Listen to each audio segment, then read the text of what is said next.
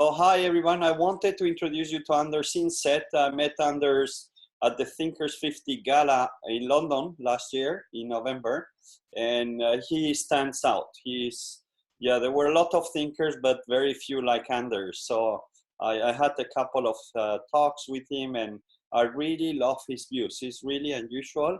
And so thank you, Anders, for spending a couple of minutes with me and with the project management experts around the world. I'm very keen to get a couple of your views on the future, which is all about change. And that's what we do very good as project managers. So Anders, thank you very much. Welcome. Thank you, Antonio. Happy to be with you. Anders, first question. When you were a kid, did you want to be a guru, a business philosopher? That was your dream?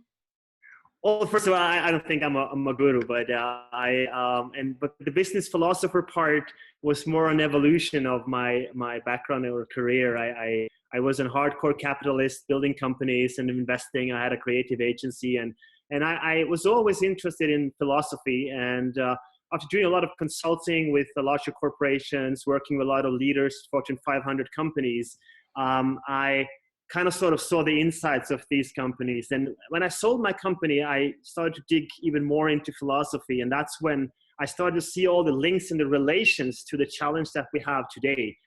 So that's what kind of sort of led to me having this passion about trying to project kind of sort of the thoughts of Wittgenstein, Spinoza, Nietzsche, Heidegger, and all these great thinkers onto the 21st century and make it applicable or practical for leaders and companies around the world. So pairing the best of breed leadership management and execution with the hidden secrets or the hidden in plain sight secrets of the great thinkers of the past. So it was never an intended journey, and I'm pretty much beginning the journey. I think this is a thing that is evolving for me, just enjoying learning every day. And how do people react? Because I'm not coming across many people who connect philosophy and leadership and management and business. So what's the reaction? Is it skepticism or do they take the idea of? Oh no, I see a huge switch in leadership. I think, and I think the founder or the owner of Dallas Mavericks, Mark Cuban, had an article in Forbes just recently saying that in 10 years, we will not need software engineers. We would need people with a background in philosophy. And I totally agree. I think that the challenges ahead with the rapid exponential growth of technologies in the exponential era leads us to completely new challenges in how we see the mensch, the human being, and how we cope and work together. And for that, we need to question everything and take up the mythology of the art of philosophy and going back to the streets of Agora. And I think making it, relevant for the people is what we need, because we are now in a reaction mode where the speed of technology is so fast that we kind of sort of let go of the control, which is very dangerous. It would lead us to a scenario that I talk about being homo obsoletus, where the authorities are moved into algorithms. And to avoid that, we need to challenge the status quo and question things. And obviously you come in as a leader or a guru in the field of project, know that we need to be able to adapt to new situations. And this is a lot we can learn from philosophy. So you agree with Elon Musk? I think he was also quite critical with artificial intelligence and that it can go the wrong way. So we need to watch out. Is that also your views, Anders?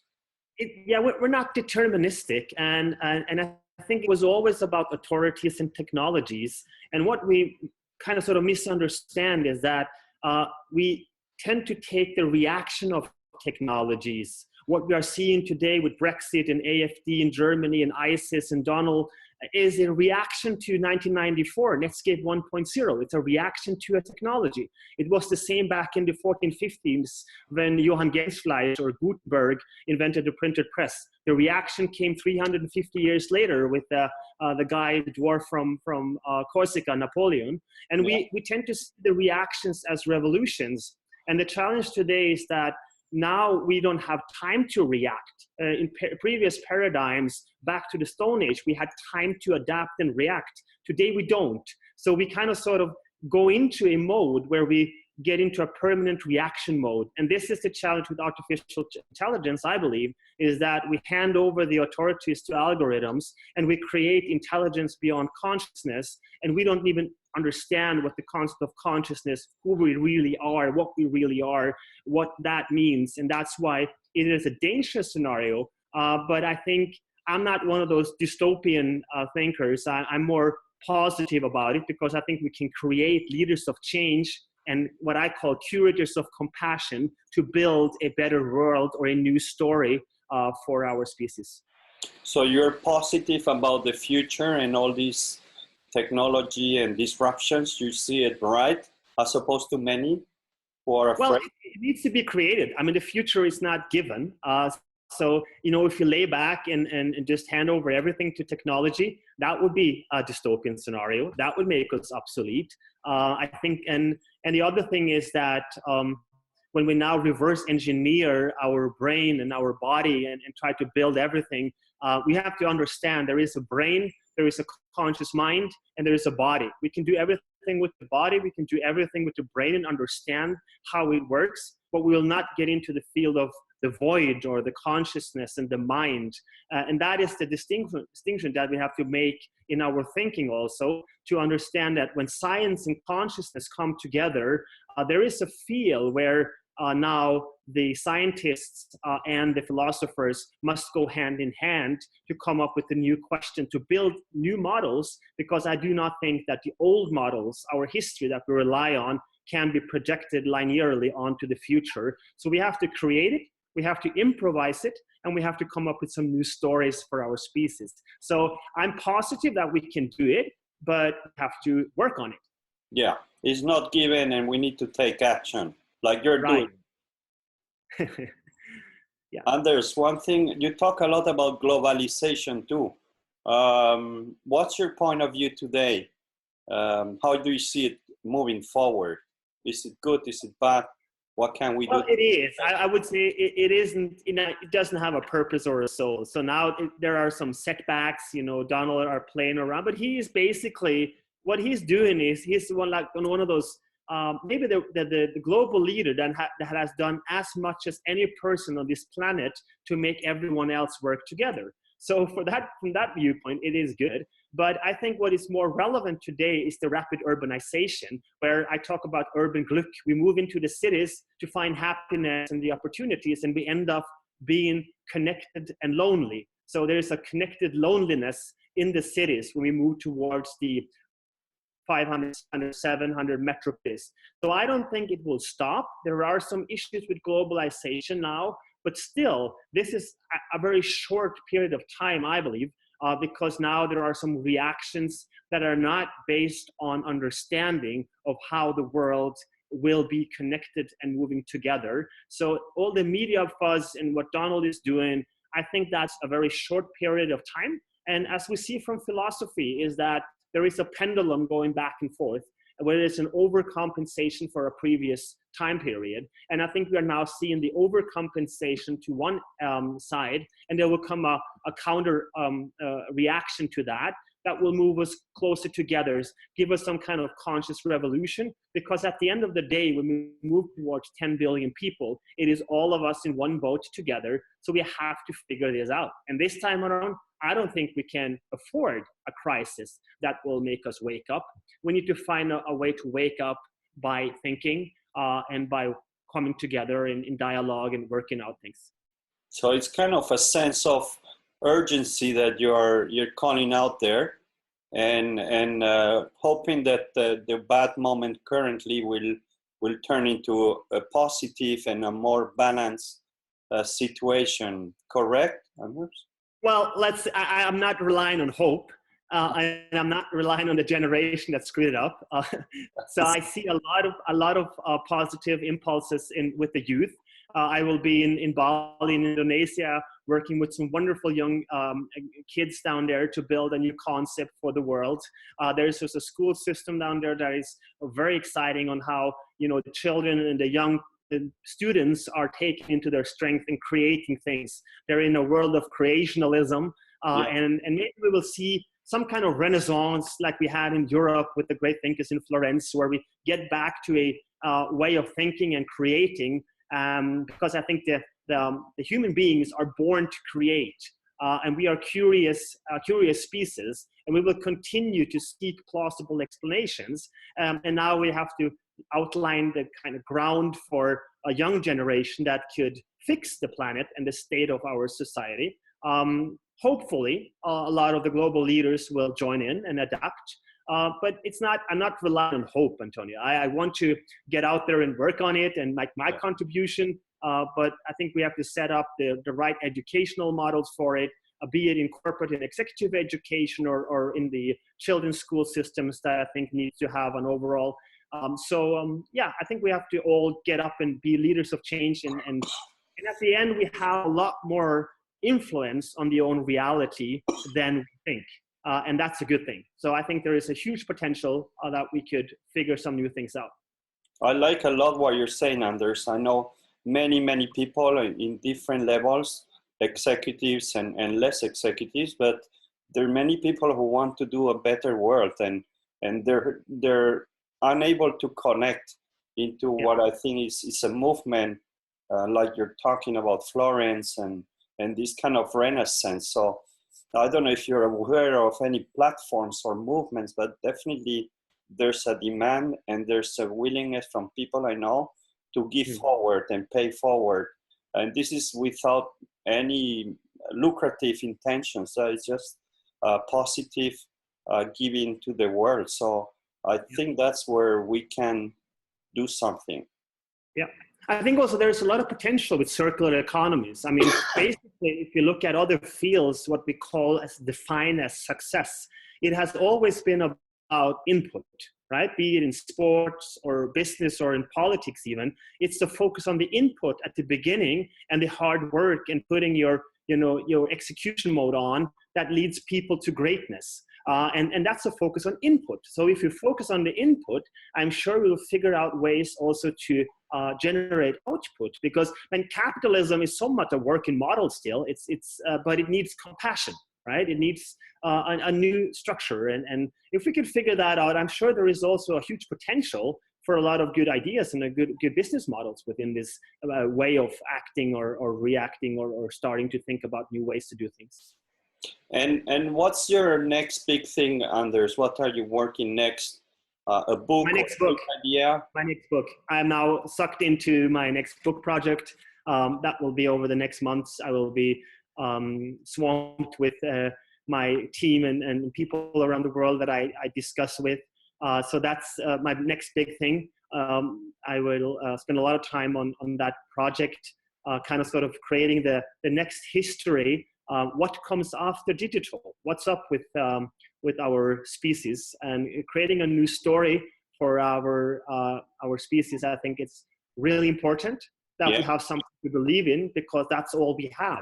The whole business structure and our quantum reality is built on stories that we believe in, and I think we need to create a new story for our species to believe in, and that will be my big project over the upcoming months.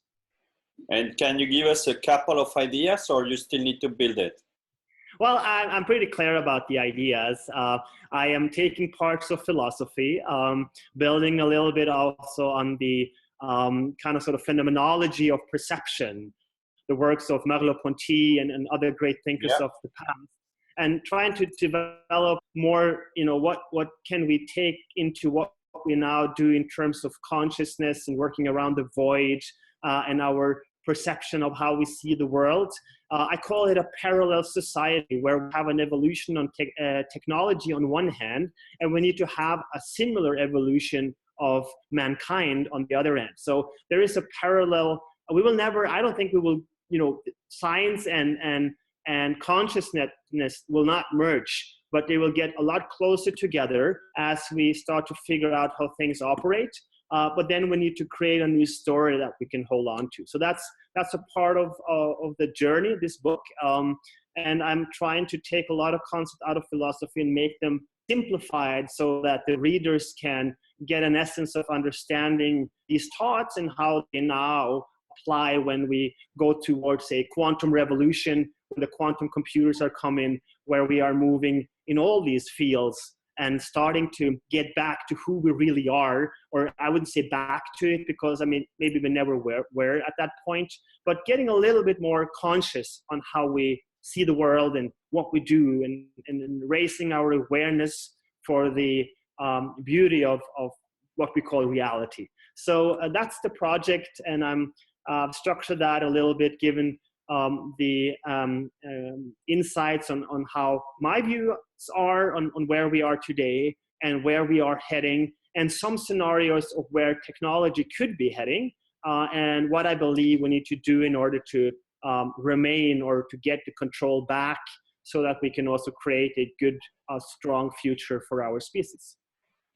Fascinating. Anders, where do you get these ideas? What's your sources? Or I have many sources of inspiration, Antonio. I am an observer of reality. I like to go out and just listen to people talking, and when I travel, I avoid, you know, the standard things that people go to see, and I start to go to kindergarten and put people on the street, and I have the luxury of loving what I'm doing right now, getting up in the morning to learn. So I get all kinds of sources and all kinds of inspiration where I try to link back at how I see things. So there are many sources of inspiration, and I think that a lot of the thoughts that come across are not mine, but they build on, you know, I'm standing on the shoulders on top of giants that have gone down these streets before, but I'm just trying to find my flair to it and maybe make it practical and applicable for you know, the people reading or listening to me. Yeah, it's amazing. One question now, a bit more into project Yes. vision. What do you think about the European project? Is that going somewhere, or I believe there's a lack of vision, and it's something that you talk a lot, but what's your view on Europe? Is that going to work or disappear? Or I don't think, well, I hope Europe is not going to disappear. That would be a bad outcome. I think we are doing a better job now of believing in a united Europe. And economically speaking, we need the European Union to play in the second or even the first league, economically speaking. So we need to move together. So the European Union, for me, is something that we have to believe in, and we have to figure out how we could get all the involved nations to tap into this one idea and get to a somewhat same level. We have a lot of works to do in politics to align our various viewpoints. Yeah. We have some, you know, counter movements in the right field that are to the thing we talked about before. Dogmatism is as big a problem in Europe as it is in other regions. So I think, you know, we have to work on that. But I see the dialogue going on. I see we are moving closer together. I see Germany now working better with France, so I'm a believer in Europe. But again, I don't clinch to hope. I think we have to do a lot of work to make it, you know, prosper or get it to be a strong, solid player in the global economy.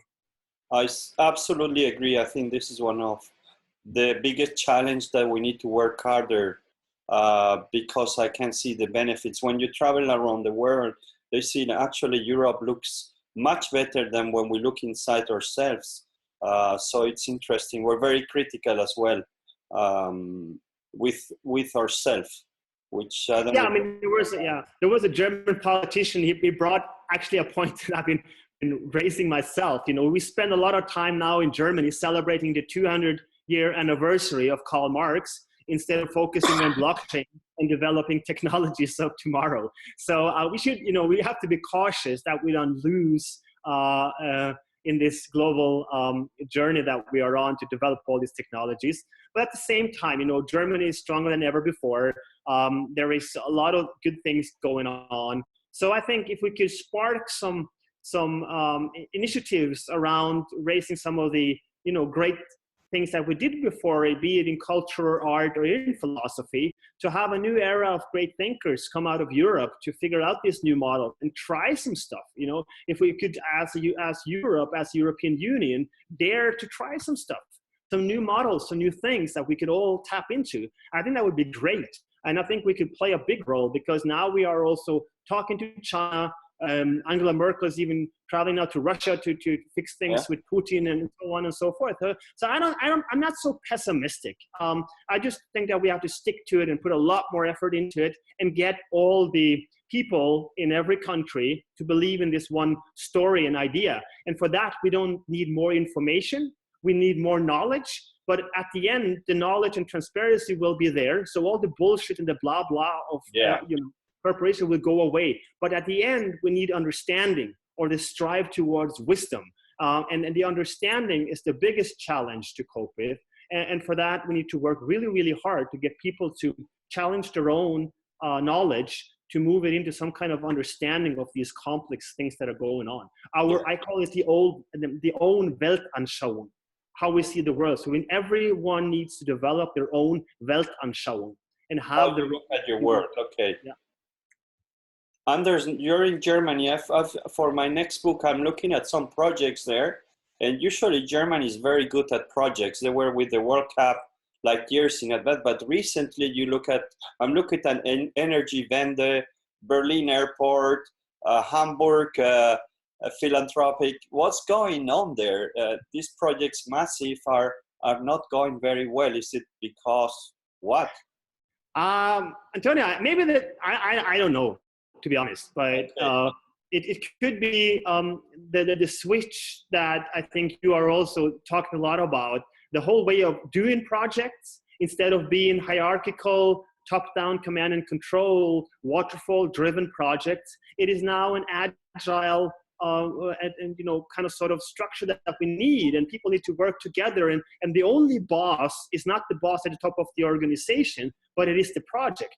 So if you have one question or one project, we just stick to that idea. And if that does not work, or we don't have enough understanding of it, then we need to change it. And I think a lot of these things that go wrong is that the egos and the bosses and the old structures are leading people. And there's a huge level of what we call senior managers that have no clue of what is going on. So there is so much bullshit in business. 80-90% of all meetings are bullshit, because no one stands up and say, I don't understand this, or this is wrong, or let's discuss this out, because it's all about the egos and about keeping their faces and doing their politics. And that's obviously also the downfall of any project. Once it gets personal, once it gets into the old models, then a project today fails, because we need to be rapid, we need to adapt, and all those skills that are given in any agile environment.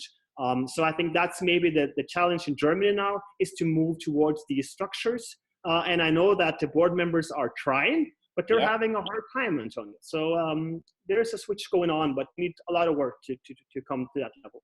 So what advice would you give to a project manager who's leading one of these big projects and struggling with it? This is how should they react?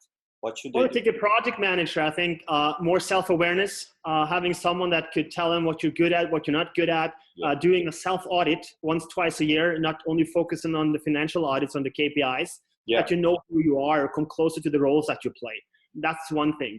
The other thing is that you need to stop being so goddamn important about stuff. Let the people take control. It's hard to let go. There's a lot of vulnerability, but again, the vulnerability part, as Breeze Brown also talks about, is the birthplace of creation, innovation. So we need to have that culture where you can make some mistakes and have people tap into it. I think one part is the singular responsibility. There is too many people talking about the same stuff, using different buzzwords and trying to tap in. But we need to have clear, singular responsibilities, because that makes it more transparent how we can manage projects. And I think Wittgenstein, with his 4 principles of communication, and I mean, he was a very poor communicator, but he had some great ideas. and these things are that we can learn a lot, again, from philosophy about how we communicate with each other. And some things cannot be explained, they need to be shown and visualized. And as you know, who's Jeff, the founder of Amazon, he is not using PowerPoints, he is using storytelling, and people are tapping into that, getting an understanding of the topics, trying to visualize how to explain it. And that's how a project, succeeds. And I'm a strong believer of that. And that goes back to the streets of Agora, how Plato started in ancient Greece, and then how they did their project. They had their project running for 1,000 years, but still they are somewhat successful in how we work together. And I think those are the advices that I would today also give to project managers. And today they are critical because now it's faster and more rapid. So now it becomes transparent. So we need professional gurus in project management like you, Antonio, to clean it up. Anders, last question. How do you manage to be successful? You're running projects. You're talking always about big ideas, but you manage to execute many of them. What's the trick? It's perseverance, or how do you keep that energy level, and how do you make it happen? Well, the energy level, I think, I don't know what that is, but a newspaper many, many years ago wrote that I'm kind of like this Duracell bunny on speed. So I see myself as one of those old black and white TVs, right? I get up in the morning, I'm either on or off. There's just one button. And that's a good thing. I don't know why it is, but that's how I operate. The other thing about execution is that I've always liked to create stuff. I like to see the ideas put into action. And I built some companies, and I was an entrepreneur. And so I like to see things being put into action. So with my team, I draw a lot on the walls, and we put things into live. And that's why also we founded the academy, the Shaping Work Academy, to work on specific corporate educational models. That's where I like to work with business schools around the world to create, how can we take philosophy into the corporate and executive education? How can we come up with new models on how to teach leaders how to become leaders of change? And I love to see that, because I love to see how people tap into these ideas and develop their own flair, and also feed off of the great thinkers and all the leaders and managers that I get to meet. And that's very simple to have a high energy level, and the intrinsic motivation to learn and also to see things brought into life. I think that's the basis for how I work. Am I successful? That's relevant in terms of how people can see things, but to me it's a driver, and it makes me myself successful, and that's very important to me. It's all about my own journey. It's very egocentric. It's all about thinking out loud and doing that stuff. So I'm happy about doing that. And being happy with what you do. Can we conclude that there's a link between projects and philosophy, and that we need to exploit that more? Oh yeah, definitely. There are so many things in philosophy on how we can, the dialogues and how we can work and structure the questioning, how to question things, to question the given. A lot of projects are outlined to be a set in stone for a journey and a plan, and no one stands up and challenges the obvious. And that's where you see at the end, oh, the world has changed. We just blew up 1 billion. And that's what we can learn a lot about, these type of in Silicon Valley, that some of these people are hiring philosophers to come in and do just that. And this type of thinking, the methodology of the art of philosophy, that's very relevant to project. And I think that's very, very strongly linked together. So understanding, and that's basically, to round it off, that's the essence where philosophers can learn a lot from politics and business and structures and methodologies on how to do projects. And if we can work better together and get philosophers and project managers together to work on these topics, I think the projects can be much better. And I think there's a lot of synergies there. That's a very nice way to conclude, Anders. I think we found a way to work closer together, and there's about 10 million project managers out there, and I think if we can connect them with your vision and your way of looking at the future and technology, we can really create some impact. So I'm super excited from this chat, Anders. Thank you. I love the chat too, also, Antonio. Always a pleasure talking to you. Where can we find a bit more about you? On your website? People want to reach out? Yeah, I have to do some updates. I have to do some more writing now. I've been kind of sort of working on the academy structures and our modules and how that will be rolled out. We just had a big press release on that. So over the upcoming months, I will be publishing a lot more, also around my book. So that could be just subscribing to my newsletter on businessphilosopher.com or any other social channel on LinkedIn or whatever. So I will start now to do a lot more publishing again and writing for various magazines. So anyone of interest could always sign up to my newsletter on businessphilosopher.com. Okay, I will put the link on the video and on the interview. And I want to finish here. Anders, thank you very much. I know you're super busy, so it's not easy to have half an hour with you, but it has been an absolutely pleasure. Thank you, Anders. Thank you so much, Antonio. Take care. Talk to you soon. Take care. Yeah. Bye-bye. Bye.